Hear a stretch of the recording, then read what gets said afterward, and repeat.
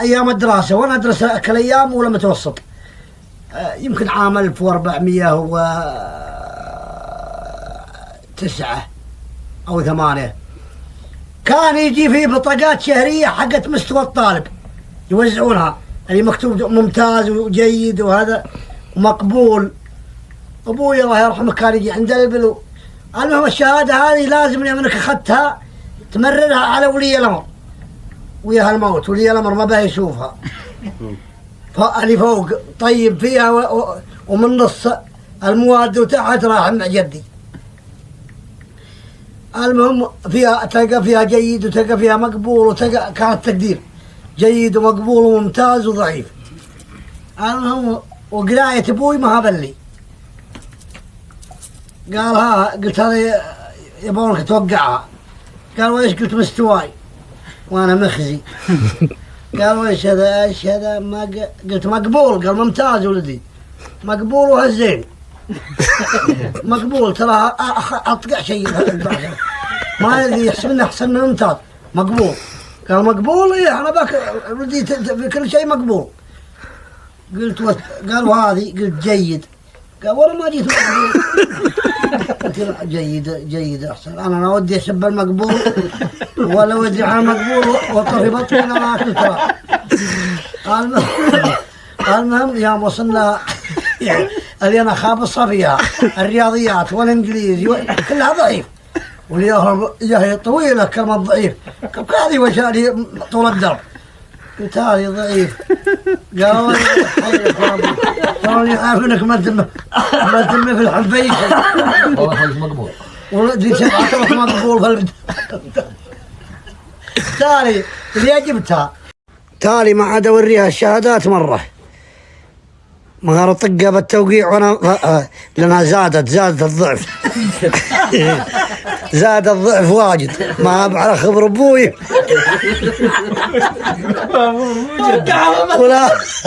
ولا على خبر جدي كله.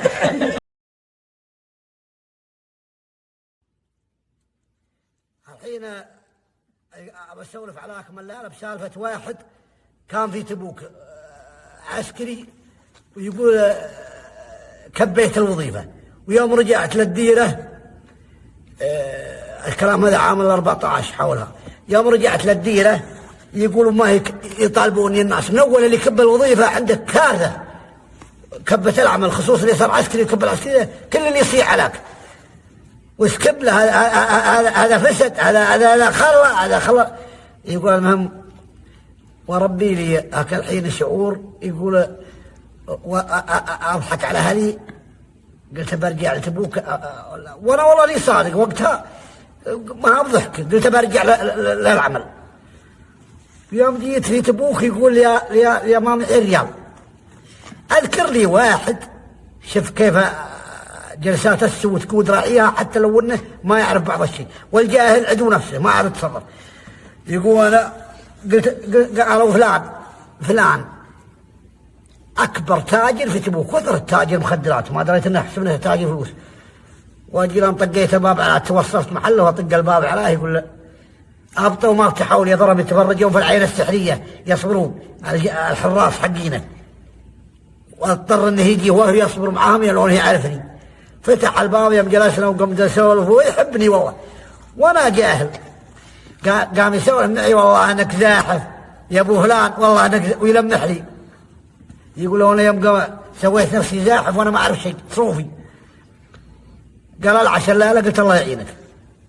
قبل يخلص العشاء بنص ساعه مع السوالف قال تاكل ابيض. هذول يقصد الحبوب مخدرات. قلت قال دف ابيض. قلت دف. يقول انا ما قد شفتها في حياتي. هو يصفقني بثلاث. المهم يوم جاب عشاء ما عاد بالعشاء السجاير عندنا الدخان وبولع 2 3 احسبني ما ولعت وانا الدهر. رحت وهد على ما عاد افصل من السوالف وجاني نشاط غير طبيعي. يوم حطوا العشاء اللي ودي اسوي ما بعشاء العشاء ادخل الرجل فمي ولا سررت لي من فوق روس الرجل يتطاير رحت فيها. يقول والله اني اسمع واحد يقول احنا على العشاء يقول يا ليتك ما عشيته دمه نظيف شكله ما يعرف الشيات هاي بس طرحت فيها.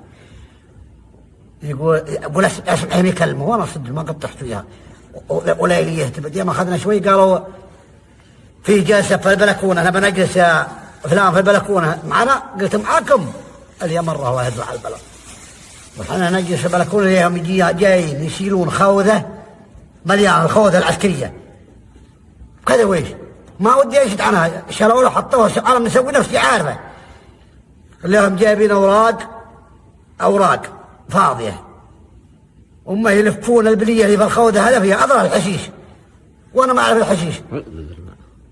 قال تفضل اول واحد اللي ضيفهم انا يما عينوا خان وانا ما عينت خان يقوم ما يعطوني اياها اثرها لازم تاخذ منها جره وتمشيها على المجموعه هذه وانا عسمد فيها الحال اضر صاروخ كامل لا ما بقي غير جعدتها طاحت الجعده اثرها من قدوا علي وقالوا هذا شكله في المخدرات ولا هذا ما يعرف شيء وطالبوا معزمي قال هذا فيه بلا هذا كيف عمر الصاروخ في حاله. المهم يرجون ماني في حالهم اختلطت حبوب والحشيش الحين راسي راح كبر الغرفه يقول كبر الغرفه ورجليني ما عاد احركها.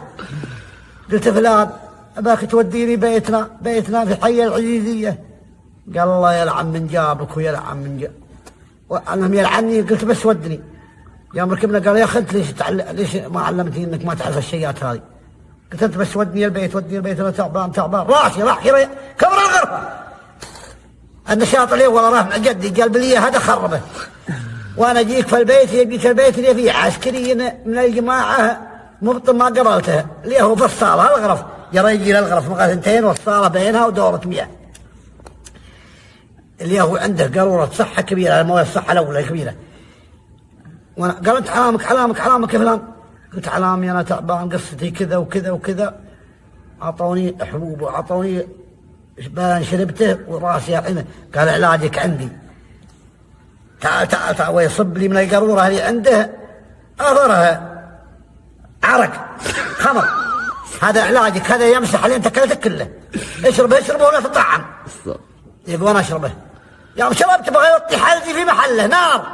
يقول وانا اترع يوم ترعت يا خشمي زي النار. يقول علي الطلاق اني تالي احوبي. قال انت وش تدور؟ قلت بدور دورة المياه ما غرفتين وغرفه مضيعها ما ادريات اختلطت حبوب وحشيش وعرق كل واحد بيعالجني على حده. يقول تالي اسدح في الغرفه فيه لمبه مولعه صغيره احسب اني في تريله ما قلت له ثاني في تريله. المهم يوم اصبح الصبح وني عند الدرجه طايح ما ادري كيف رقدت ولا كيف سويت. فالواحد ينتبه يا اخواني ينتبه لا يقول ايوه دف وزيت تبن ياكلها يعني ثلاثه كلها الرجال هذا من ليله ولا راح في غيبوبك. واحد يقول فسقان متعافي وله ضيدات ورجال قوي ويبيع حلال. المهم عطاله واحد دينه شرى منه ولا خلصه بقي له عنده والله ما ادري بقي له 600 ريال ما ادري 700 والكلام هذا مبطي. المهم يوم جاء ويخافون منه اللي هو عضلاته المسكين اللي هو يطلبه قال ورا ما تسددني. قال اسددك والله ما عندي غير تيوس اللي تطلب لي 600 اخذ لك الطيب من التيوسي اللي يجوزيك واخلص به. رقش هذاك انا ماشي للحلال تخاويني على سيارتي. قال اخاويك اضرب باب السواق ما يفتح ولا قزازه خربانه ما تفتح ويركب من توالي هذاك. قال تراك ركبت مني قال ركبت بابي ما يفتح حق السواق ما يركب انت بعدي ويركبوا كلهم درب المعاون على اجسامهم على. المهم يوم جو عند الشبك حق التيوس وشاف التيوس اللي هاك التيس الاسود اللي فسقان صح وخذوه قال دور لك رباط نربطه في الصندوق. قال ما في رباط. قال اجل ابى احطك في حضني التيس وزان ناصر سوينا المدينه هي جنبها قريب ثاني يحط التيس يحضر يركبون مع الباب كله مليمن والتيس معه. يوم انهم اقبلوا على المدينه للتفتيش القوي، تفتيش صح، وهذا تحضنا التيس. وما يوقفون ما يطقون الباب على السواق، قال كذيه يعني ما يفتح. وما يجون العسكري يجي من جهه ابو تيس ما شاف التيس، وهذا الخقزاز هو نسي التيس من الراعي العسكري، وبخامس العسكري يسلم عليه. يوم قالت فيها دريشه فاتحه كلها القزازه، نسي التيس هو، والتيس ينقز يحاط يدين على العسكري، والعسكري يطير لين موقع غير على ظهره، والتيس ياخذه ليه. في عسكري في الدوريه ما انتبه الا يقول ابقى يقول ابو خذ هذا ابو عطيتك، على التيس بيطرده. والدوريه عاين يا خويه طايح، والرجال من حاش يحسبونه ذابح ومن حاش، ويشغل الدوريه ويقوم يطرد، هذاك يطرد التيس وهذا يطرد الرجال. يقول المهم يا منها وصلك وركب وش فيك؟ قال ويعايف الدوريه قال اكتبك لحق لي التيس، قال التيس ويش هو يا التيس خويا ذابح ويفكر ذا. المهم ما جمعوا التيس والعسكري وابو عضلات الا بعد ساعه. ودوهم القسم التيس وراعيه والعسكري، والظاهر نذبحوا التيس في القسم، اكلوه كلهم في القسم. حياة ابوي الله يرحمه ويسامحه، يحب البل ولا يبيع منها شيء ومضحك هو، ادعوا له بالرحمه الله يرحمه. السالفه حصلت والله يا رجل اني شاهد عليها. النيه هي على نيه الشخص، حتى لو انك شريت لك ناقه ونيتك احسنت النيه يبارك الله فيها. هذا واحد جانا عند البل قال بشتري لي منك يا ابو ناصر ناقه، يا ابوي ما يبغى كل ناقه عنده زانه، بس وحده منها كانها اقل شوي حليبها ما فيها حليب بالحيب. المهم قال وش تتبيعني منها؟ انا بالي منيحة عندي واشتريها. والصادق الرجال هذاك يبالي منيحة. قلت بها عطى ولا باع؟ قال لا ولا باع. قال ما في نياقي تخيل، عانها خذها اللي هي مارة. والله العظيم انها اطقع النياق في الحليب ما بيتب له، بس على هيكل. اخذها الرجال يوم اخذها حطها في الشبك وقام يجيب لها برسيم. يوم اخذنا شهر وحنا نسير عليه.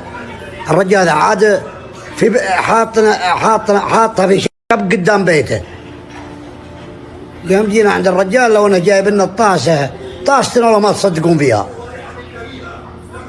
مليانه.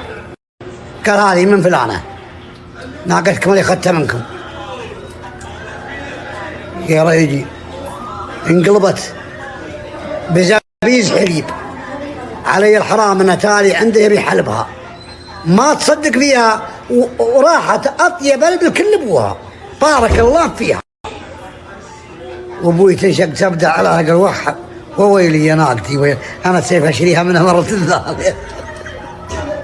وبكاني سيف انقلبت كلها حليب عندنا جودي هذا وانا عندي ما فيها قطره. والله على نية المشتري انقلبت اقوى من ناقة صالح معجزة والله العظيم ان تالي غبق حتى جيرانه منها. وابوي يحوفه قال تتبيعني الناقة تتبيعني الناقة. انا والله حاسفن فيها ريال بعد شاف شيء ما قد شفناه. سبحان الله يعطيك الله على نيتك. تالي ما عاد يحلبها بطوس ما يحلبها غير في البالد وذيبان الله نثر البركة فيها الناقة. والله يا رجيل لو كانت عندنا ما فيها التبلة مرة ما حتى تروي ولدها. هذا شايب عمره 90 سنة يشرب الدخان، يشرب الدخان من يوم قام، من يوم انه كان يشربونه في العظم، هم يسمونها التنباك، ما يدي ما خلى مديل ما مر عليه آخرة الدخان هذا. المهم وقريب الكلام هذا يوم ارتفع سعر الدخان، ارتفع سعر البكت ب 28 ريال ويشرب مربوط قيمته 28 ريال ارتفع، وقال ما لنا حل الا نجي لابوي الليله ونقول يا ابوي الدخان ارتفع سعره، ربما انه يكبه يبي يتركه ان شاء الله، اذا قلنا ارتفع سعره ب 28 البكت يبي يجوز منه ويكبه وضر العود عنده علوم. المهم جوه يوم جوه لو حاطنا البكت والدله قدامه سولفوا معه شويه، يوم اخذ شويه يسولفون قال يا ابوي، يقول راح المهمه هذا، قال انا بقنعه، قال نعم، قال الدخان لا رفعوا قيمته ب 28 البكت، ويقول كذا يبي يعظم الخبر، قال ها، قال رفعوا قيمته ب 28 ريال، قال ب 28 ريال، يقول هالشايب، قال ايه، يقول هالولد، قال عز الله، ويقول بصبعه كذا، قال عز الله وانا ابوك ما اعطوه قيمته يا رحيم. عز الله ما اعطوه قيمته وانا ابوك يا رحيم، قيمته اكثر واكثر واكثر. اخر الشايب كيف عرفوا انه ما في شيء العناية، خلوه يواصل وحي يا رحيم.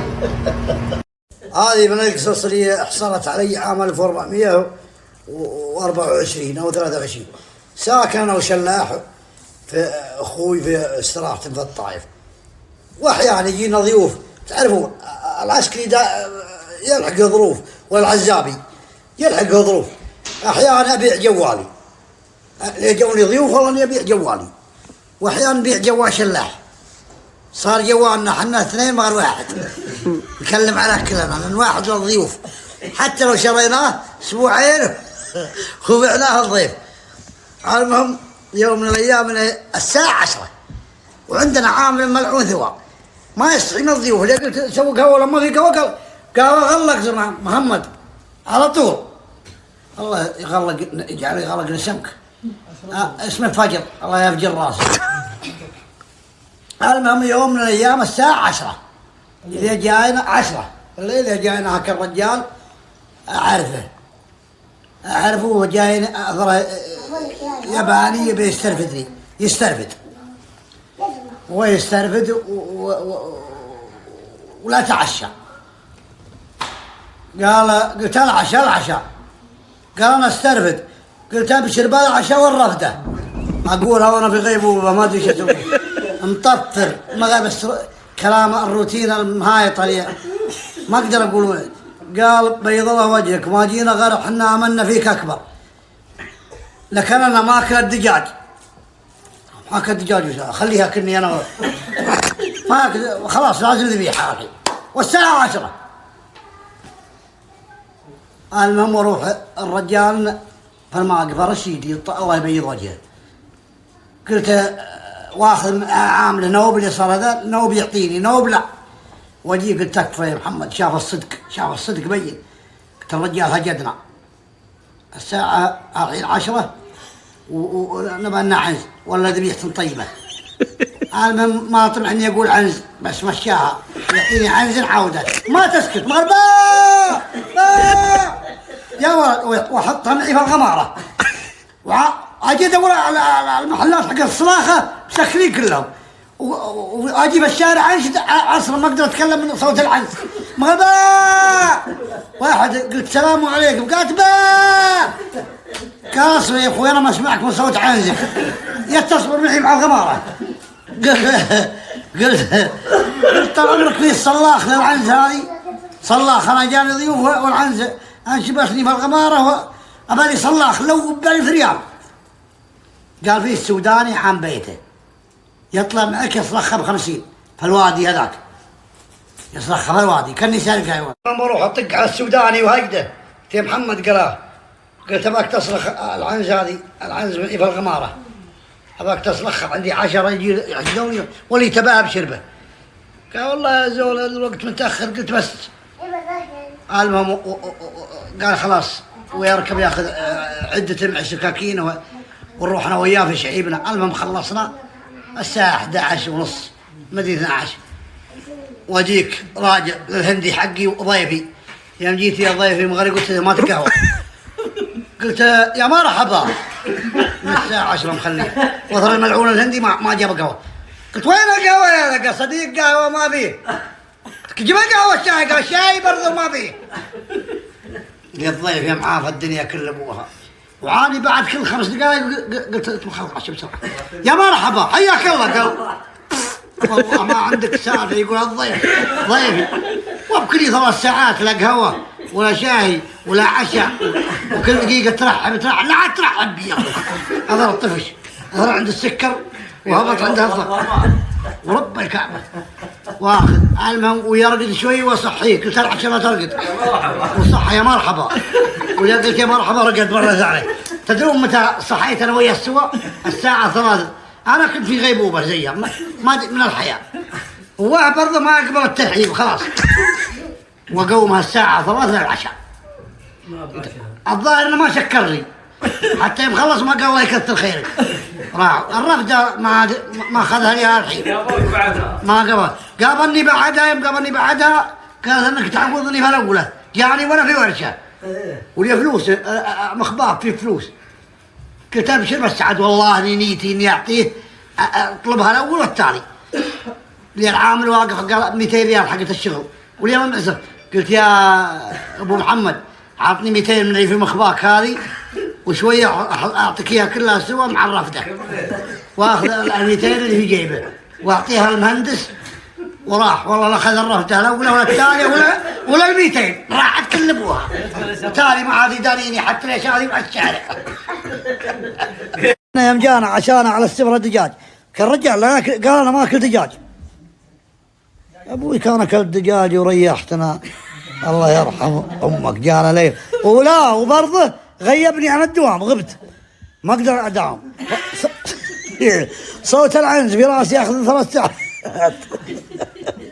طراه بعض القصص العسكريه اللي احبها انا كذي المواقف اللي صح.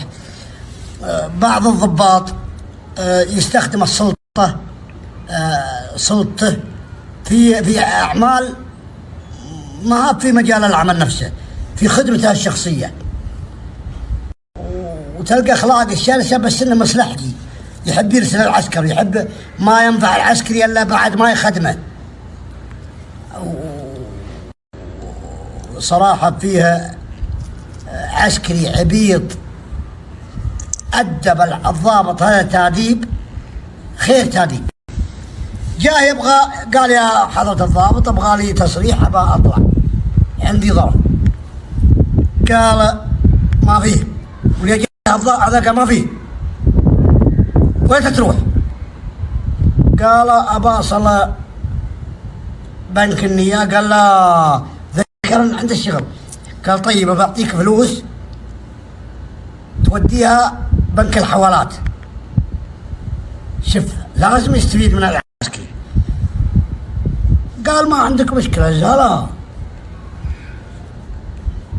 وياخذ 800 ريال من الدرج عنده عدها لون 800 ويظرفها ويكتب على قال هذا راتب الشغالة حقتي عندي وشي وعاقبتني وبام يحولون لها وعطني ايصال يا عسكري ينضخ. يقول له اني ادورها ادور على ادوره. يقول العسكري هذا والعسكري صميده.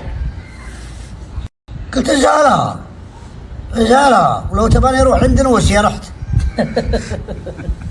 قال لا بس حولها وعطني ايصال. قلت طيب. يقول انا اخذها لي خابر عندي الاستراحه فيها 4 من الجماعه ان يومين مدي 3 ايام مطفرين ما نلقى ما ناكل به ولا ان اعيش تغير الزبادي نشف بطولنا. جاءتني 800 الحين. يقول اخذ اكلت وانا ادق عليهم فلان لا لا جوني في مطعم الدجالي افضل هو مطعم في الطايف. يقول انا الله يدفع انا اطلب لهم من النعم فطور غدا ما تعرف له اكلنا لا طلعنا حتى 4 ايام. قال واحد انا ما معي بنزين قلت وش قال اقول ما معك فلوس قلت هذا رزق حاشا الله. يقول يوم جاء في الليل لو يدق علي قال عساك حولت الفلوس. قلت لا والله انشغلت اليوم انشغلت عنها يا حضرة الضابط. قال بكره بعد الطابور تشرح. قلت لا ايش بعد الطابور؟ بكره قبل الطابور وانا حاجز سنه في البنك. هذه مهمه كلفتني بها وانا عسكري متقيد بالاوامر ما اقدر احضر طابور لازم امسك سنه في البنك. قال خلاص لا عاد تجي. وهي بس 800 الضابط وشاكم في يقول اليوم هذاك ما داومت نهائيا. يوم جاء في الليل اللي يدق علي قال ها. قلت يا ابن الحلال ما فيه واسوي نفسي راقد. واليوم الثالث واليوم الرابع على النية فالتكميل مرخوص من حضرة الضابط هذا. وانا نويت والله اعقده. ابو هذا مكلفني باعمال خارج الصلاحيات ادبه ومرخص لي وفيها يسمعوني ناس في المكتب. يقول يوم كملت حول الاسبوع كل ما دق علي قلت فالمهمة وانا احتمال اروح الاندلسية بكره ما لقيت خدمات في البنك. يقول يا معادي بكلمتي سجلوا ايه انا لازم اواجه الشغال هناك واعطيه يد بيد علشان يعرف اني عسكري مثكم في عملي. قال يا رجل ما عاد بالفلوس بس تعال داوم. لا انت صاحي ولا مجنون؟ قلت لا صاحي. لو ماني صاحي اهملت في عمرك. يقول بعد 10 ايام اللي هو جاني بادم في البيت مع زملائي في المكتب طالبك ما 800 عسى صحة راسك بس تقدر تداوم تفكري من المصيبه اللي جبتها. والله ما عاد ارسل العسكري بعدها. هذه قصة حصلت عام 1409. طبعا كان الصمان في ربيع الصمان وكان العراقيين وقتها قبل الأزمة. الكلام هذا قبل الأزمة 1409 كانوا العراقيين يجون في الصمان يربعون في الصمان العراقيين بأهلهم ويجي يقول عادل يعلمني الرجال هذا يقول غدت لي ناقة تولد تبخر ورحت اخذت جرة الناقة ابى ادور ناقتي. يقول يوم اني امتس علي النهار وطال علي النهار لو اني يوم اني جئت قلت بالي معازيم اتغدى عندهم وتقهوى عندهم. يقول انا اخذ مع جرة الناقة يوم عاينت لي البيت بيوت من اول بيوت العراقيين يسوونها بشعر غنمهم ابيض لونها بيض بيوتهم ما بزي بيوت الشعر الاولى السود. يقول انا اجي يوم جيت كبيت جرة الناقة وانا حرت للبيت الابيض هذا بيت شعر ابيض. يقول يوم وقفت قدام البيت الوايت عنده ولد شباب. يقول قلت وانا عايل يا احنا في عاد وقت برد. يقول لي العود جاسم عود كبير جاسم في بيت الشعب والدلال مساطرة قدامه وعلى فروة وغترة بدون تلغم تكون تلطم معي الشماغ على. قلت وانا عامل وانا عاودنا احسن عاود نجلد ما له لحية. يقول سبحان الله الرياء حتى في الاخلاق ما الله حبه. يقول قلت خلني اجي واحب راس العود علشان الولد اللي عند الوايت يشوفني يوم حبيت راس العود عشان يتحفون بزياده. يقول انا اجي امشي مشيتي سريعه وانا اسلم على جبهه العود وانا اجي اسمع جنب مهرج العود الدخان قدامه يلف دخان ويشرب تلقى شراب ولا هرج. يقول الولد جاني يضحك وانا اقوم وانا اسلم عليه. المهم هو ياخذ البغداديه من الدراع اللي مطاط قدامنا، روس البغداديات تقول حبيب، تقول روس الحبيب البغداديات الاولاك.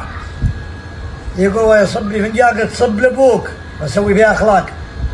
ابوها اللي انا سلمت على جابتها اول. قال تقهوى يا رجال.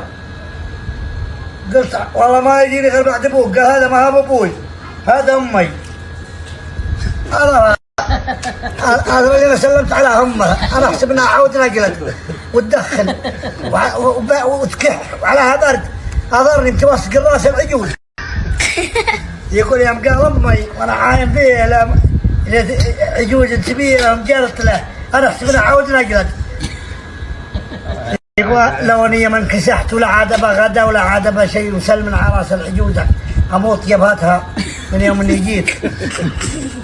يقول يوم اخذت شوي قلت انا بمشي. يقول اروح ادور جره ناقتي ضيعتها، واجي اعود لاخوي هالعزبه يوم جيت اخوي عيونه مغاوير. قال عساك لقيت الناقه. قلت ما لقيت الناقه ولا استفدت غير حبه العجوزه العراقيه اللي يعاني وجعان منها ليه. ما لقيت ناقتي، لقيتها الفاطره اللي متحبحبها تلف من الدخان احسب انها عود. تاجر وعنده جاه ورجال طاغي يضرب الارض يطير برا. الرجال يقص راسه ما على منه ولا عرف فكر في عواقبها من الزمن القديم هذا.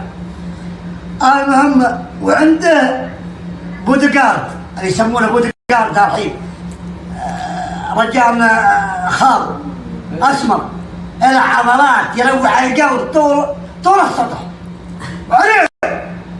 ولذلك الرجال تقول له اقتل له ايه قوطي. المهم قام لعب في الناس والخال هذا اسمه جوهر رجل العمات الصعبه جوهر. يا مدى وضعك انتهى خلاص. المهم وصبروا الناس على. المهم جاك بدو اثنين بدو شيبان قالوا بنخبصها مع الطاغي هذا التاجر هذا. يما انا تذيب ولا بقره، يما ان احرجناه ولا لعب فينا. انا هم يجونه صنعات ومحماس. قلطوا عليه واستلموه في الطايب وخاصة صنعات زودها. المهم اعطاه كلمات انا وجعته وزعل التاجر هذا الطاغي هذا زعل. قال يا جار هذا راجل تواصلت معه ولا جار يعني قال اخذ صنعات وعرسه. صنعات الحين ولقيت صنعات تضبطه يا صنعات رجالنا ما توشلوا. قال يا جوهر بكره شاهد عرستي والله ما تفيدك بشيء. والله عرستي ما تفيدك بشيء واتركني. قال وماشي ما هالرجع الجوهر صنعت الرجالنا يقول ما تفيدك بشيء. المهم ومحماس ينطلق. قال انت حقك من يقطع راسك انت اخذت العود صنعات قال تقطع راسك. قال جوهر يرجع لي صنعاتي تتدلدل. قال اخذ محماس واقطع راسه. محماس اخذ واقطع راسه ويلقط محماس يضبطها الثاني صنعات فلا يمن محماس فلا يقدر. يا مقبل على محله وقع صنعات. اسمع انا اللي قال لك معذبنا عرسه. انت اللي تذبحني الله يذبح نارك لا تقتلني. يقتل محماس انا عارف. صنعات يا منها شاف فيها ذكاء قال شيء هو من شيء. ابى اتحمل جوهر واتكلها.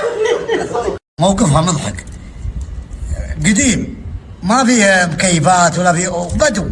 الناس بدو رحل من مكان لمكان يرقدون برا الخيام في الصيف ما في غير خيام بيوت شعب. وكانوا إذا الليل يرقدون من بعضهم ما يصلي العشاء نوم ويرقدون بدري. ولا عاد قصادي حصلت على عود نشيط عودك عود نشيط ومفتول وجسمه صح وعباعد. البل ما يشرب غير حليبه البل بارسم في عظامه والعيشه لا سرع. المهم إليه عياله يقومهم على الصلاه ويا ويل اللي ما يصلي. فيهم واحد عبيط اسمه عويمر. المهم هو يوم جات الصلاة صلاة الفجر والعود قبل يقوم عياله قوم الحرمة وظل ناوي عجوزه ناويها بعد الصلاة مباشرة وعارف فراشها وعارف كل شيء. قومها تصلي بها تجهز. المهم قوم عويمر واللي معه أثر عويمر ما نوى يصلي غاطها النوم راح صلي. العود هذا يوم انه جاء ما في راسه غير العجوز سيف فراشها سيف خليها تسلم على يده. ويوم جاء يحسب عيال صلوا وسويل مياعيل ونبوت يده عويمر ولي عويمر يوم قام يوم ما في حل وعايف فلاش امه يا فلاش امه فاضي اضرب تصلي داخل بيت الشعر شويه عنهم وهي يرقد محل امه على ثوب وسيود ملون ما يلبسوا ملون ما فيه لبس ثوب ابيض وهي يرقد محل امه علشان ابوه يعايب فلاش عويمر يقول لا مصلي ولدي. المهم ويجي العود ويشيك على فرش عياله اللي ما فيها احد. أمه شوية عنهم ويرجع للجالية فلاش الحرمة فيها يحسبها الحرمة عويمر تمسس. العود يحسبنها عجوزة عويمر رافع رجلاته وهو عويمر يعني ويرجع عويمر برجلينها يحسبنها عجوزة. قال يا وازن بين عويمر قال يا يبا عويمر قال يا ملعون اجل ما صليت. العود ما يباله لفقه يحسبنها العجوز ودل على الحاجون المطروز عنه وحتى عويمر انا يسدع خرب على العود وخرب الشغله كلها ولا صلى وعنها سويل. والعود ذي ترديه لكن العود ذي ترديه لكن طاح في عويمر بغى يروح ضحيه عويمر. الرجال اللي مبرمجين على شيء لا همهم لا عويمر ولا غاد الله يرحمهم. فكروا سويل يفرط قلب عويمر اخذ المده واليوم انا اخذ شوي قال يبه انا مالي بامي يحسب انها عقله العود فيها البدو الاولين يسمون عيال الغنم الصغار هذه البهم الصغيرات يسمونها الدقدق يعني الدقه الصغار دقدق. المهم واللي فيها عجوزنا ما تنجوزها وعندها ولدها حصان رجال وعند امه غنم. المهم يجيب له عامل هندي للغنم قال هذا ماما انت عند غنم حقه ودي يجيب هذا. المهم وتجي هي تجي تاخذ الحليب وتشرف اشراف كامل العجوز الهندي. المهم يوم جات لي هو حاطنا البهم مع الغنم قالت لا الدقدق صدق دقدق هذا كله طلع برا. وياما صديق راح فيها دقدق عند امها زين صديق راح فيها المهم وزعل وراح والعجوز مشت تحسب انها اخذ وصاتها تحسب انه يفهم الدقدق. ويوم جاء ولدها قال المهم يسرح دقت عوادها وجاء ويوم جاء قال صديق ايش فيك انت؟ قال انا تعبان انا ابغى امشي ما يبغى يعلمه اول شيء. قال ايش فيك؟ قال صديق انت امك خربان. قال ويش؟ قال ماما خربان انت. صديق انت ماما خربان. ماما يبغى دقدق. قال كويس ابك امي. قال اي والله. قال والله ماما دقدق. وانا ابغى سفر خلاص ما يحب شيء هذا. ويرجع لامه انحطت معنويتي يقول وطاحت نفسيتي. كم تبع متى خربان. تبع شيء قديم ولا جديد. ويجيها يمها قال يا يمه انت وش انت قالت للعامل؟ قالت انا رحت له العامل لقيت خالطنا البهم الصغار مع الغنم وقلت الدقدق الصغار طلع برا الدقدق كله. يقول وانا الحمد لله عرفت القصد. قلت ما قلتي لي غير الدقدق هذا؟ قلت الحمد لله يا يمه الدقدق عنده ما بجيل. الهندي يقول ماما خربان يبغى دقدق والدقدق معناته كذا وكذا. قالت انا بنت ابوي هذا والله ما يقعد عندنا يوم العول الوالدين هذا اللي هذا فهمه وهذا كلامه اقرا. يقول احنا نقرا الهندي كلها علشان الدقدق والصغار. من القصص اللي حكيت لي صراحه احنا 1420 كان معي واحد من اخويانا اسمه عايض ويعطيها عايض يعطيها والله لزود الكيله. المهم يوم من الايام لوني فاضي انا عسكر تعرف العسكر فاضي. قلت عايض الله يذكره بالخير يا رب انك تذكره بالخير. قلت عايض واشوف الليله جو الصافي. قلت وش اكبر موقف مر عليك؟ قال اكبر موقف مر علي الله لا يعيده ولا يجيبه لي ولا المسلم كله ولا يجيبه لك. قلت ويش هو؟ قال قبل 2 اخذت اجازه من الكتيبه من شهر واخذت لي حقة سفرتي معي للاجازه اخذ لي حبوب. كان يستخدم الحبوب ان شاء الله يخرج الناس منها. يقول الابيض الاصلي الاول. يقول يوم واخذ لي فوق 100 حبه شد. يقول انا اجيك مفطر في رمضان. سافرت مفطر النهار وراي ديره وورا تربه ورا. يقول وانا اجيك جيتك في المحطه في تربه فالمحطه واكل لي 3 وجوي مستوي مستانس. يقول ولا دريت في المحطه غير الصوت البغه اللي جات وراي اضرم المخدرات يبون لهم سيارة وراي ما يبوني انا. يقول احسب انهم يبوني وانا تعاترم في الكيس 100 حبه اكلتها. يقولوا لي بعضها على فمي وبعضها يتكسر على ثوبي واجمع واحط ومعي مويه حاره ما زيد اخذت مويه بارده والحدها بالمويه الحاره. يقول يوم انها جهت الامور لون الرجال ماسكين لهم رجال غاري ما يبوني ولا دروا عني. يقول والله يدفع البلا يوم وصلت اهلي لون ما ابوي وامي يزروا يسوون معي ما غير خطف الكلام ايقطه من 100 قبل يوصلونه وصجيتهم وزعجت اهرج من كل مكان. وهذا موضوع واتعرض اي موضوع ولا جانا ضيف لا عن تصله ما مديه يهرجني قاعد اسولف عليه والحلال يقال لي عاد تالي بيصرفوا لي شوف الحلال رحت الحلال وعذب. يقول اجي راجع والقيامه تكون في راسي.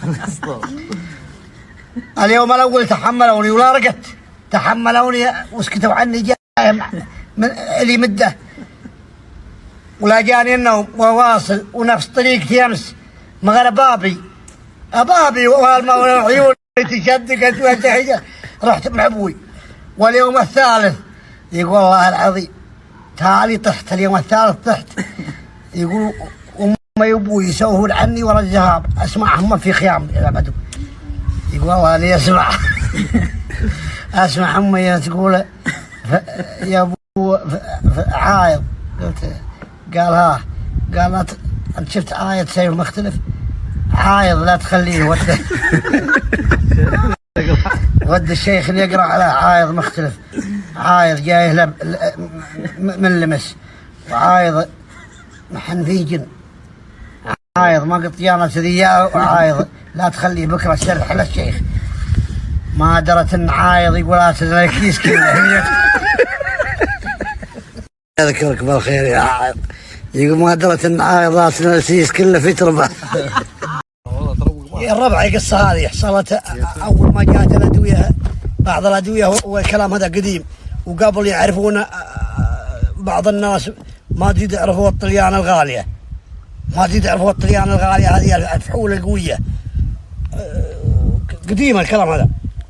المهم ويا فيها هك الرجال جالس اضر عند كوارث الدنيا ومضحك وحنا ما نحسب انه مسخن وينشته واحد الراعي حلال قال فلان قال عندك حلال قال ايه وكل كلمتين ينشك قال ايه قال كم عندك قال عندي 150 من الضان ومعي فوق 100 من المعزة. المهم وعيونه حمر قال معك فحول قال تباني اعلمك معي فحول طيبه سلائل الفحل اللي بعلمكم قصته سلائل الفحل هذا اللي بعلمكم قصته. قال وش قصته؟ قال انا شريت لي فحل منظره مهيب منظر ما قد شفت الطليت ذي حق الحين ما يعرفون ما يتعدى قيمة الطليت 800 ريال. قال كم شريته؟ قال شريته ب2000 ويوم جبته في حلالي جرمني يهول القلب واليوم ما يسوي شيء مره فالظان احاول فيه ابدا يجي السلاله اليوم ما عاين فالظان نهائيا واروح لي صيدلي اقتنع عندي قصه كذا وكذا وكذا. قال بس بسيطه انا بعطيك حبه ما قال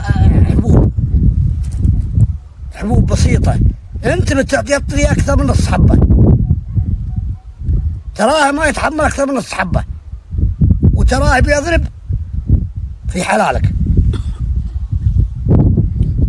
قلت طيب هو يعطيني 3 حبات والله انا ما زودها. قال انتبه عطى نص ويا انك اخذت بده الحبوب لا يقول انا اجيه اعطلي وانا اجيه وانا عاين في الثلاث قلت احنا الثلاث ما مسويت شيء في طلي ابى اعطيها الثلاث سوا. يقول انا امسك وانا احطها في فمه ما راحت في فم الطلي. يقول يوم اخذت شوي لو يوم ما غط رقبته معزاي مع الضان سوا وفيه تويس اللي يقرون الكبار امي دايما تقول بقطع قرونه التيس هذا بيفحلونه فحلينا قطع قرونه التيس هذا. قلت كاني قطع قرونه يقولوا مختلط معزاي وضاني. يقول يوم اخذنا 5 دقائق بعد اكل الحبوب كان يوم غط رقبته معسمه والطلي هذا ويفتح حمه. يقول هو ياخذ شوي ويفتح حمه هو يقول تدعون يا منها ناحر الحلال الله يدفع على البلا ويقوم يذوبهن. الوالد اللي جابت له رخل ولا الطفل الوالد على المضرع على الحايل على هذا يقول يا تويس معارضه تويس يبو قرنات يقول يتجملون في ظهره في ظهر ابو قرنات رحنا التيس وهذا الطلي يقول ويقوم يلوبها هذا اللي ما نقدر نطلع الطلي ويسوي القيع مقامة حلالي. يقول يوم اصبح الصبح ما جنب عنها لا نصبح الصبح يقول ويتمغط ويزدح لعينه بضع ميت شهيد الواجب انتهى. ولي أضرع منه جاب من الليلة هذه الحمد لله 4 جابنا 4 فحول عيال الشهيد هذا 4 فحول ولا بيع على الواحد يجي 50,000 ما وابو قرنات سكرها بعد بيومين بعد مات المرحوم بعد اعطله ما عاد يضرب وذكرها يقول سبنا. انتبهوا انتبهوا من العلاجات قبل لا تزودون الجرعة. ثم تخلط الحارة على مستاجرها على هذا على مخلتها تشنف ضلعاتك وتموت. عاد الإنسان جاء يخلفونك ولا يخلف الله. هذه قصة حصلت فعلا ومزح مطلع مشاكل. هذا واحد يقول بيحجج امه، قديم الكلام هذا، ويوم اقبلوا عرض العام مكة قال ذكر له مزحه، قال يا يمه، قالت لبيه، قال الضلع هذا اللي تشوفينه مد النظر، قالت ايه، قال اللي مسوي له شيء خطأ يغضب الله ولا جاي مسوي له بعض العلوم، تراها تنطلج حصاه من الضلع تفقش راسه تخليه طيشان يموت ما وصل مكة. علميني ترى انت مسويتي شيء من بعض الشيئات الاولى. قالت اخذتها شوي سكتت، قامت تكح وقامت جاء عندها اصوات ما مالوفه. قال الضلع ما بعيد. قامت تكح، يا يمه كانت مسويتي شيء قديم الله يعافي، شيء قديم يمكن انت عن جهل ولا عن شيء ما فيها مشكلة، علميني وانسان شيء هذا جديد وهذا لا، الحصاه تتخلي راسه ترقه. قالت عود الا والله بعضها قديم وبعضها جديد، ما عود لا تبقى ويردها اضرها رايحتنا مع جدي يا لم. لا حاضر ولا ماضي، الله يعافي عنها وعنا. المهم قال يبا الله يعافي عنس،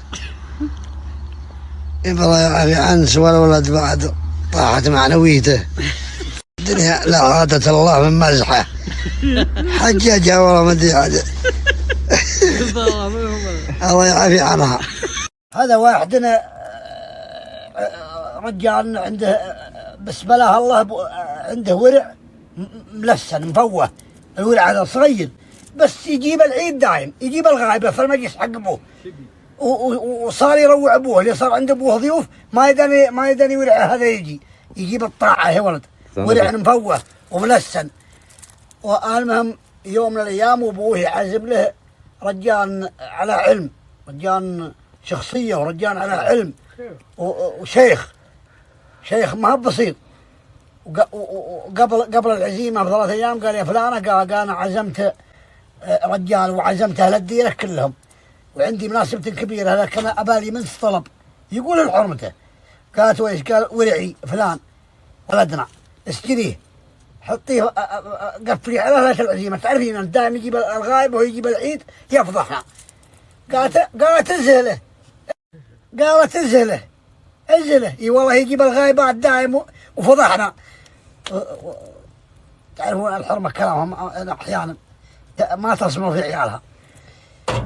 اي والله يجيب الغايبه في نفس ايام جلاله العشاء والناس تحضر ويضرب البيت اللمبات ما تقول كذا اياه، والمجلس سيراميك يفتح النفس وعلوم غانمه وربع الصف مع يمينه ومع يساره، ويوم جاك الشيء الضيف حقه واللي هو الشخصيه اللي هو القلب شخصيه خشم شيخ صح ما فيه ولا مشكله شخصيه والناس تعرفه كلهم شيخ. المهم يوم جيسوا وقامت المباخر تدرج والدلال والمجلس صاك مليان وذابح له حاشي واربع من الغنم، وقبل يخلص العشاء بربع ساعه عليه اثر الورع فكت همه، يوم الله ما برجها اياه ولا جوزها ولا، والمجلس زيدنا سولفوا وزيد تعبوا، واللي الورع مطلزن عليهم فسقان سلام عليكم عادوهم لسن ما يعرف الورع ما شاء الله على الورع هذا من كيف حاكم يا رجل الورع هذا من ولد اليوم ما ابوه ما يبغى يقول ولدي من قهر منه. قال ولدي وعارف اني بيجيب الغايبه. قال لا الشيخ عطني خليه يسلم علي والشيخ يسلم عليه، والشيخ ما عنده مشكله بس سنون الشيخ سنونه فرق ويقضي يعاين في الشيخ ويعاين في سنون الشيخ الشيخ شخصية كجيلة موفق ويعاين يسألون الشيخ كيف حالك ويروح يجهز جانبه. قال يبا والمجلس كلهم ساكتين يسمعون. قال ها الله بغيب والله يلعنك سبعي عارف اللي بيجي قال الضيف هذا ضيفك؟ قال ايه؟ قال سنونه زي سنون امي بالضبط. يعاين الشيخ ويعاين في سنون الشيخ. الشيخ شخصية كجيلة موفق ويعاين يسألون الشيخ كيف حالك ويروح يجهز جانبه. قال يبا والمجلس كلهم ساكتين يسمعون. قال ها الله بغيب والله يلعنك سبعي عارف اللي بيجي قال الضيف هذا ضيفك؟ قال ايه؟ قال سنونه زي سنون امي بالضبط. زي سنون امي بالضبط. طيبه والمجلس يموتوا من الضحك والشيخ الاقشر يروح وجهه كبريقوطي ايه يا هو معدم من امه ومعدم من ابوه والضيف من هي خالص والمجلس دامره كل ابوها يا الضيف ما عاد يبغى العشاء ولا يبغى السلامه كل يعاين في سنون الشيخ سنون فلانه. عاين بالضيف يا الضيف راح وجهك كذا ويعاين في العقل. الله يلعن الساعه اللي جبتك فيها ويلعن يوم زقطك علي فيه ولا يبارد فيك وانا ابوك ويعامل الشيخ للشيخ دامره مره.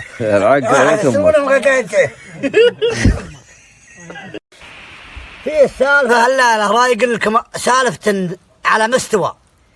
هذا يقول واحد جاء مره في الليل، جاء في ليل ويوم جاء ما ادري وين هو ساري يقول يا الغلي مالي مهاب سبيري عدي يحسب من بدون وزعنا الخط يقول لي عدي وراه ذيب ويصيح يا وكتبك ابقى فلان يناديني باسمي.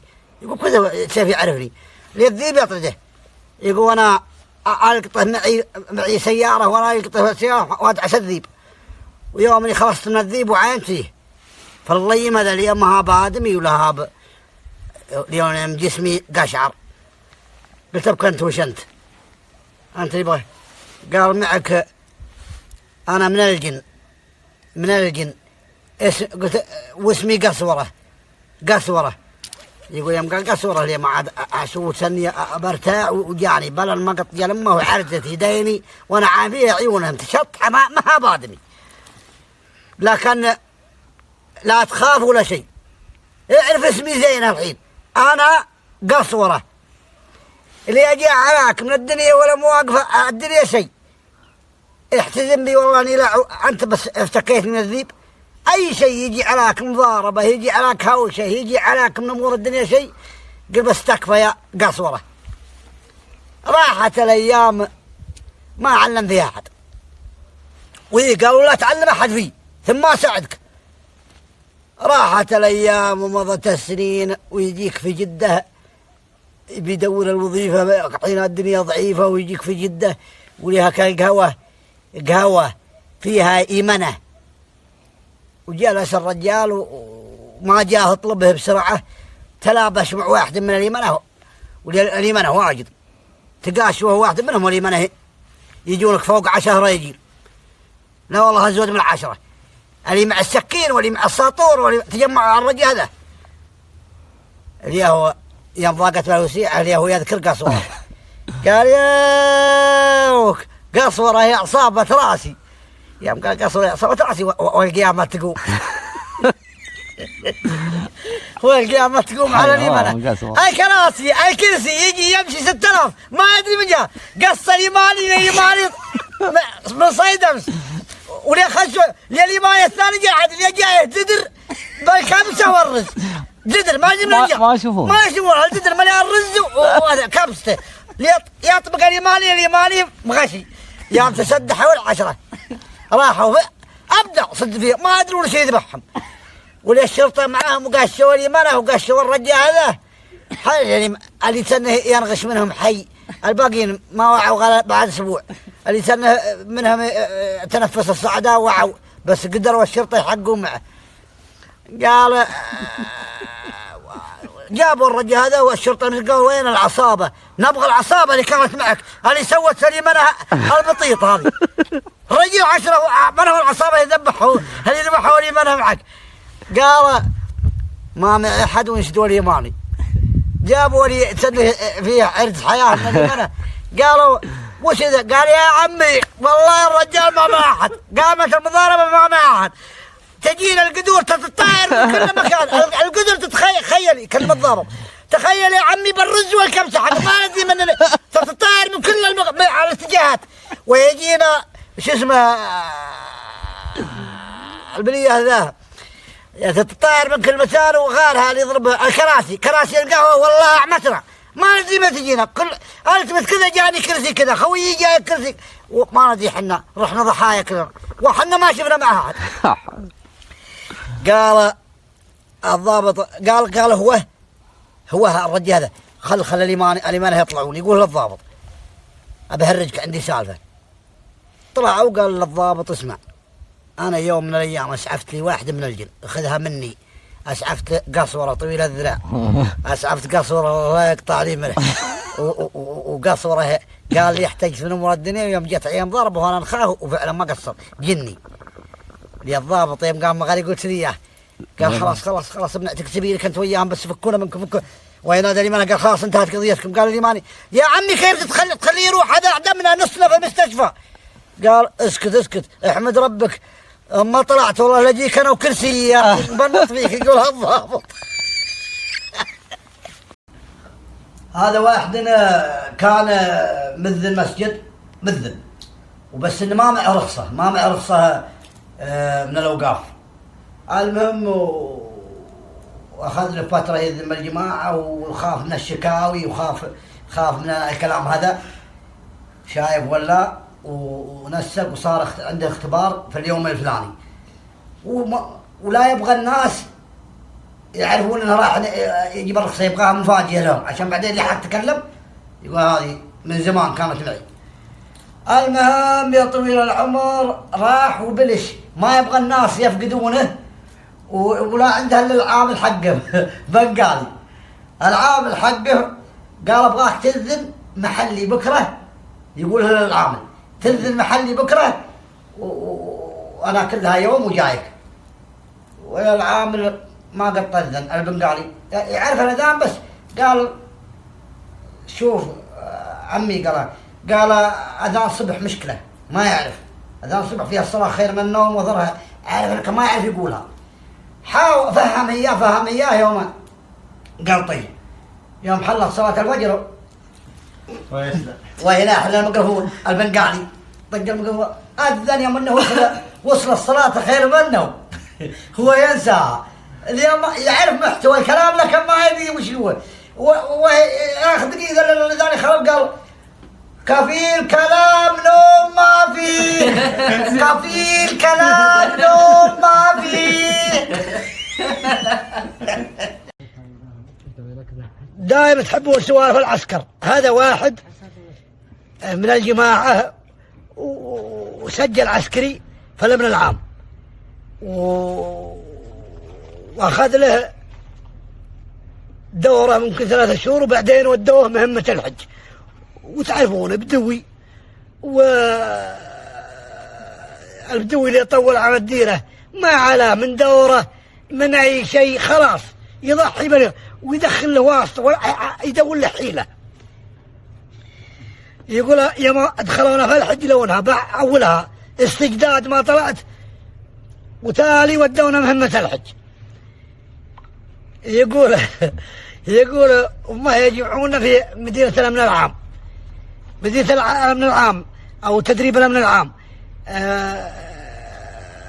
فيها قائدنا وفيها قادة آثر في موسم الحج.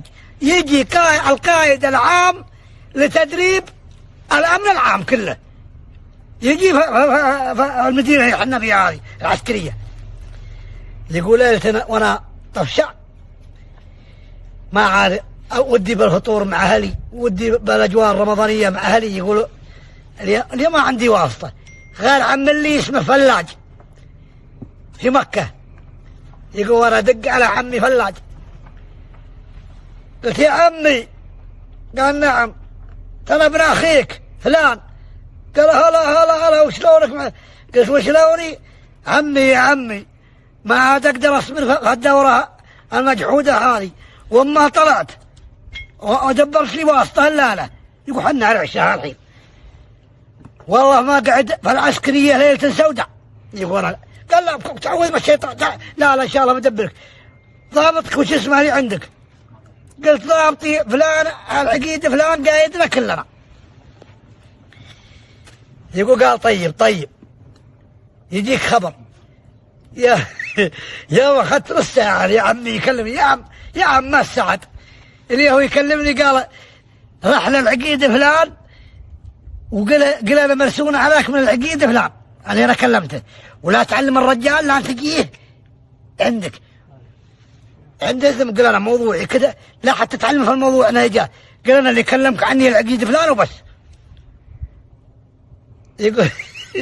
يقول انا اجيك اثر البركه اللي نحسب انه قايدنا اثرني تعديت وطحت في قايد من العام كله يقول قبل اصله اللي في وحيد من الجماعه واجهني في دورته مدري في رياضك تجمع لنا انت تروح قلت انا عندي بروح للبوفيه قال بخويك قلت يا الله يجاهدك وبكان مالي براح للبوفيه انا عمي متوسط لي عند القايد فلان قال تكفى يا ولد عمي والله اني معك وارجع اكلم عمي من جديد قلت فلان لقيته ودربه دربي اباك توسط له ولا ما علمتني ولا قلت والله ما علمتك قال الحين ساعه واجهني قال خلاص دقيقه يا ما اخذ دقائق قال راح له انت ولا وقل انا اللي كلمني العقيد عنكم يقول احنا نحل له اثرنا تعدانا وطحنا في حق هذا من العام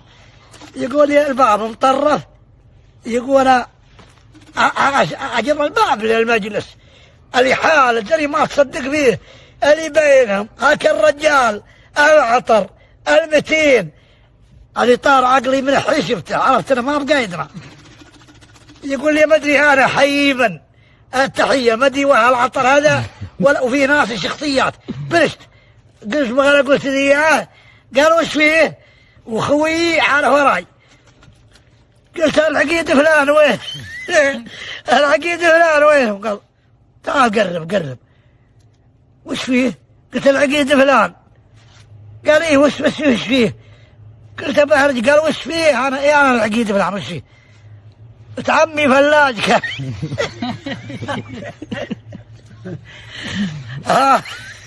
عمي فلاج يقول روحوا له يقول من العقيد فلان وفلان قال وش الموضوع واجد تجينا مواضيع واجد قلت جاني طلع وقيامة كوبنا قال خلوكم برا اسرع من البرق اللي جاي معنا حق الشرطه وبرضه الخبال باقي في روسه نحسب انه بيقطعنا العقب لان دائما يرخصون يوديهم جاي شرطه يقول احنا نركب معه قلنا يا فلان رجال عسكري السواقه معانا ملابسنا ودنا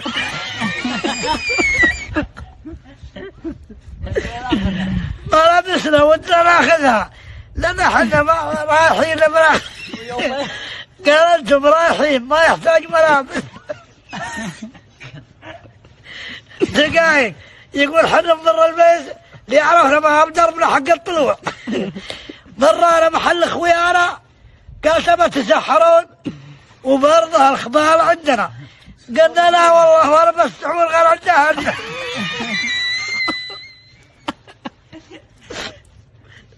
قال طيب ما تبى السحور برا ولا من التحريق غير عندها يقولوا عندك لا وقفنا انا وانا ما اوقف التوقيف حق الملعب ويحول العسكري ويضرب تحيه لك الضابط الاسمر قال استلامك من قايد تدريب من العام سجل للامر الاخير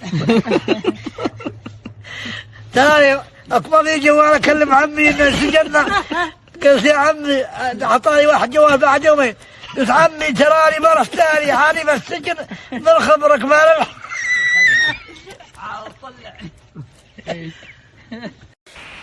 في سالفة هلا راي يقول لكم سالفة على مستوى هذا يقول واحد جاء مرة في الليل جاء في ليل ويوم جاء مدري وين هو ساري يقول لي الغلي مالي ما بسبيري عدي يحسب من بدون وزعنا الخط يقول لي عدي وراه ذيب ويصيح يا وكتبك أبقى فلان يناديني باسمي، يقول كذا سيف يعرفني، الذيب يطرده، يقول أنا ألقطه معي سيارة وأنا ألقطه سيارة وأدعس الذيب، ويوم اللي خلصت من الذيب وعينت فيه فالليم هذا اليوم ما هاب آدمي ولا هاب اليوم جسمي قشعر.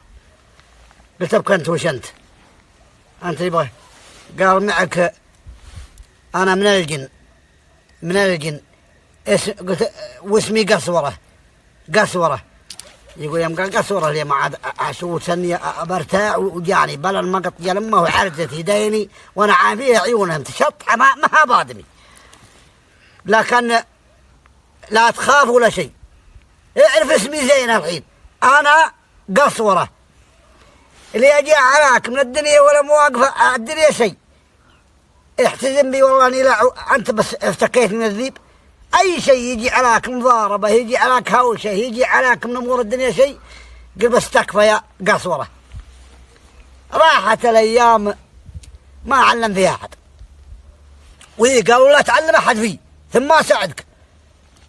راحت الايام ومضت السنين ويجيك في جده بيدور الوظيفه حين الدنيا ضعيفه ويجيك في جده وليها كان قهوة فيها إيمنة، وجلس الرجال وما جاء اطلبه بسرعة تلابش مع واحد من الإيمنة، والإيمنة واجد تقاشوا واحد منهم والإيمنة يجونك فوق 10 رجال، لا والله أزود من 10، اللي مع السكين واللي مع الساطور واللي تجمع على الرجال هذا اللي هو يوم ضاقت بالوسيعة اللي هو يذكر قصوره قال يا قصوره يا عصابة راسي، يوم قال قصوره يا عصابة راسي والقيامة تقوم والقيامة تقوم على اليمنى.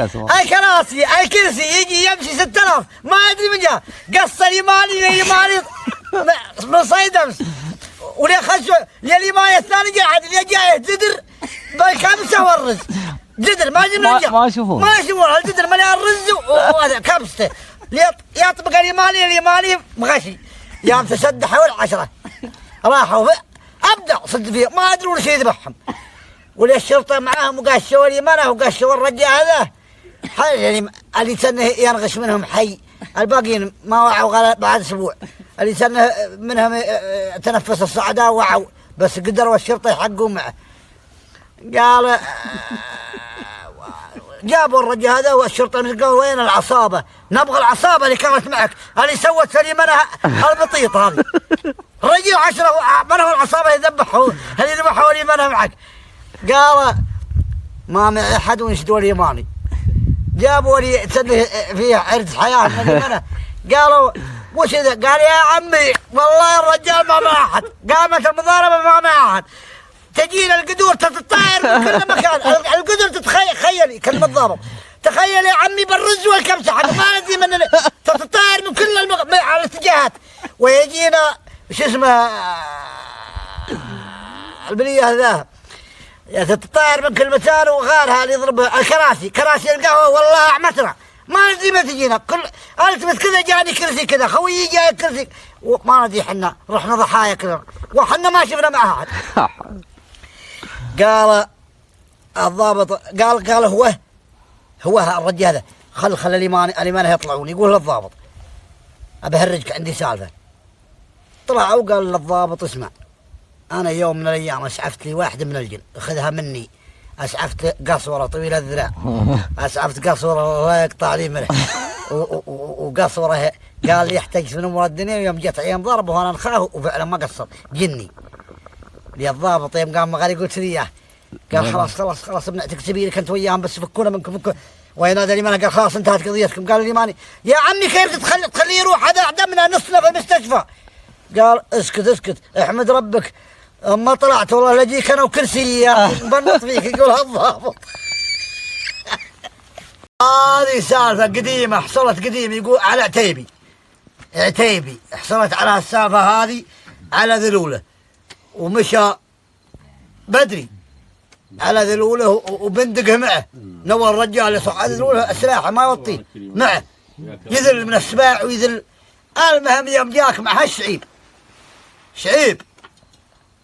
أضرها اللي قومة الأرنب يوم قامت من الشعيب هذا وهي يلد البندقة ويوم حفظ العيار من الأرنب وهي تنقلب سلب الأرنب انقلبت سلب ويعانين ولا سلب وهي يرد بندقة ويومنا درى وعاين فيها مرة ثانية اللي هي منقلبت أرنب أنا واليهو جوعان يوم انقلبت أرنب اللي ما عاد على تنقلب سلب وهي صوعها ايه الارنب على جنبها يوم طاحت الارنب قال يوه يقول واحد وراه ما ادري وش وبعيري بعيراه اضره من الجن وبعيري بعيراه وهي جاوبه واحد ثاني قال على بعيرك قال ذبحه فلان العتيبي قال اكسر رقبته عاد العتيبي يوم رماها سمى قال بسم الله الرحمن الرحيم قال ما اقدر اكسر رقبته سمى وش اسوي؟ يوم قال سمى قال وهي رد الثاني قال فهم يا فهم العتيبي يحسب انه يعتزي بقبيلته ثانيه قال العتيبي اعتابه يقول يوم قال اعتابه والقيامه تقوم اللي ما يدرون ما عاد يعرفون سلبها من حمارها من جرادها من دواب من اكتبست وقامت سوا هاوشه يقول انا اغمعري يقول عتيبي يوم صحيت اليوم ما صحيت غير الضحى الطويل اللي بندقي طايح هناك وانا طايح هناك يقول اليهو قال قم يا عتيبي حظك ها انت انا خيت عتابه وانا خفهم وبشرك الهوشه اللي انت شفت اولا هوشه جن عتابه وجن فهم وفازوا جن عتابه اذبحوا جن فهم كل